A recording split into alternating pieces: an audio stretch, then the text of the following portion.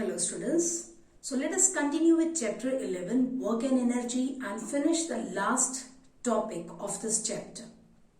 Now the topic is power. Now power is a very common word which we use in our day-to-day life. Okay, suppose if there are two girls, let us say Archie and Lubani. I want to give them work and they have energy to do that work. Let us say I want to give them work which requires X joules of energy. And both of them have energy more than X joules. It means they can do that work. Do you think I should not, I should think before giving the work to Archie and Lubani? Just by knowing that they have energy to do work, do you think I can give work to any of them? No. Because many times it is not only the energy possessed by a body is only important, that is definitely important, but generally it is also important to see which person or which machine or which agent will take less time to do the work. It means rate of doing work is also important. Okay? So if two persons are given the same work, the one who does faster will be more powerful. Okay, so power is very important. Power is a physical quantity. Power measures how fast or how slow the work is done. It means it measures the speed of doing work. We can define power as the rate of doing work or the rate of transfer of energy, because you know that work and energy are equivalent. So we can define power as the rate of doing work or rate of transfer of energy or rate of consumption of energy. Okay, so if W is the work done by a body in time T, then P will be equal to W upon T. What is W? Work done in time T. So W upon T will be work done in unit time. In 1 second, let us say. So W upon T, which is rate of doing work or work done in unit time, is called as power, which is denoted by capital P here. If I consider, on the other hand, if I consider E is the energy consumed or transferred in time T, then power of the body can be written as P is equal to E by T, where power is rate of transfer or consumption of energy or energy consumed in unit time. Okay. So power is, so definitely when I have to give work to Archie or Lubani, as I said earlier, I have to see that who does it faster, who is more powerful, or who can do work in less time. Now if I ask you SI unit of power, you just look at the formula. See the right hand side, W, either you look at this formula or that formula. We know that W and E both have the same SI units, that is joule, and time has second unit. So joule per second will be the unit of power. Okay, and it is given a special name Watt in honor of the scientist or physicist James Watt. So here when I say, now what is the SI unit of power? You should say Watt, W-A-T-T. But when you write it as a unit of power, then you should start with small w. W-A-T-T is the complete spelling of the unit. And the symbol for watt is capital W, same as work. Okay, but now it is a symbol of watt. So we can write 1 watt is equal to 1 joule per second. Similarly, if we talk about CGS unit of power, if I see the right hand side, the CGS unit of work is erg and the CGS unit of time is second. So CGS unit of power will be erg per second. It is not given any special name.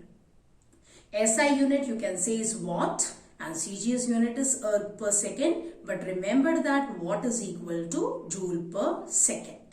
Now work and time both are scalars and this power is also a scalar physical quantity. So it is a scalar or it is a scalar quantity. Now when any person or any machine does work, okay, generally we see when you also do work, you don't do work with constant speed. Like when we talk about the motion of the car never moves with constant speed. In between, maybe it is accelerated or brakes are applied, so deceleration may be there. So uniform motion is not very common when we see the motion around us. Similarly, when we see bodies working or any machine working, the power may not be constant throughout when you do work. So at the beginning, maybe you are doing work. Let us say you have to, displace some objects from one place to the other. At the beginning, maybe you feel very energetic and you do it faster. And so your power is more at the beginning. And when you get tired, you take more time to do the same work. So your speed of doing work reduces. So we have the concept of average power. Average power is a term when your power is changing, and for the complete time, if you want to know, yes, you are continuously doing the work at different speeds, but when after doing the work you want to know your average power, so average power can be found out by using this formula: total work done divided by total time taken, or total energy consumed divided by total time taken to consume that energy. So average power, we can say, is a ratio of total work done to the total time taken, or we can define it as the ratio of total energy consumed to the total time taken. Just like average speed and average velocity, we have the formula for average power. I hope you have understood the concept that if a body has energy, it has certain power, but you will, you see sometimes persons around you in your classroom, they look very energetic, but if they are not doing any work, if you think that they have energy but they are very, very slow, they will take long time to do small work, so their power can be considered to be negligible. Okay, so it is not necessary that a person has energy, he or she will be powerful. The thing is, energy is the capacity or ability to do work, but power is how fast or how slow the body can do the work. So power definition, you know the SI CGS units, you know it is a scalar quantity, and you can define average power also. The bigger units of power are, this watt is actually a very small unit of time. The bigger units are kilowatt, megawatt.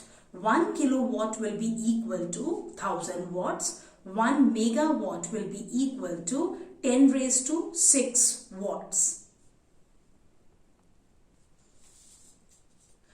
So as we see here, power is energy consumed divided by time taken. When we write their SI units, we get 1 watt is equal to, now this W is not work, it is watt, symbol of W-A-T-T. 1 watt is equal to 1 joule per second. And from here we can write 1 joule is equal to 1 watt second. Take second to the left hand side, it becomes watt multiplied by second. So 1 joule is 1 watt seconds.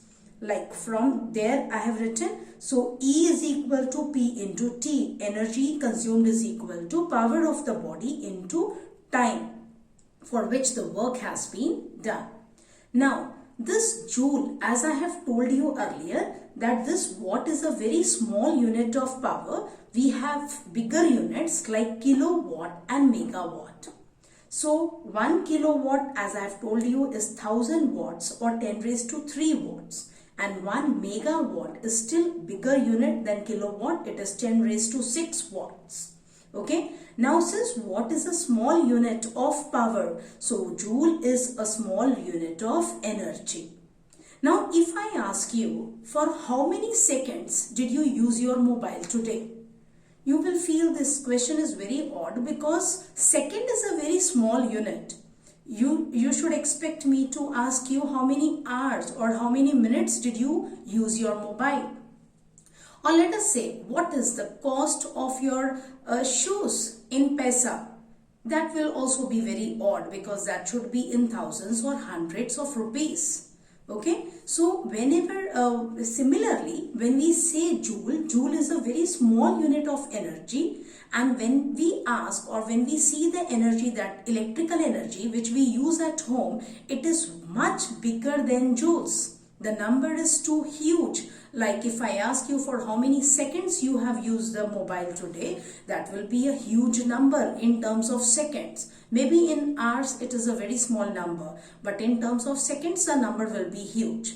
So joule is a small unit of energy, and for the electrical energy that you use at home or that is used in industries, this unit cannot be used. So we have a different unit of electrical energy for commercial unit. So different commercial unit we have. This is the SI unit of energy, but the commercial unit of electrical energy that is used in the industries or in terms of which we pay our bill, that is kilowatt hour.